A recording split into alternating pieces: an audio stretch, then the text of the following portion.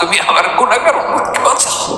বিশ্বনবী পাগলের মতো একবার হাউজে কাউসারে যাবেন, একবার সিরাতে যাবেন, একবার পুলসিরাতের দিকে, একবার হাউজে কাউসারের দিকে পাগলের মতো দৌড়াতে থাকবেন, তার কোনো গুনাহগার উম্মত যাতে জাহান্নামে ঢুকে না যায়। সেদিন কেউ সুপারিশ করতে পারবে না বিশ্বনবী ছাড়া। কিয়ামতের ময়দানে ওই বিভীষিকাময় সময়ে মুসিবতের কালে মানুষগুলো পাগল হয়ে বিশ্বনবীকে খুঁজতে আরম্ভ করবে। সবাই মিলে বিশ্বনবীর কাছে যেয়ে বলবে, ইয়া রাহমাতাল লিল আলামিন, ইয়া খাতামান নবীন, রাহমাতাল লিল আলামিন।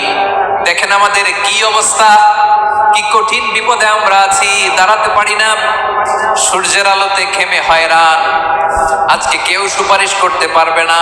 সব নবীরা অপারগতা স্বীকার করেছে, তারা বলেছে আপনি ছাড়া কেউ নাকি আল্লাহর সামনে দাঁড়াতে পারবেন না, আপনি একটু সুপারিশ করেন। বিশ্বনবী বলবেন, আসো আসো, আজকের দিনে আমি ছাড়া আল্লাহর সামনে কেউ দাঁড়াতে পারবে না।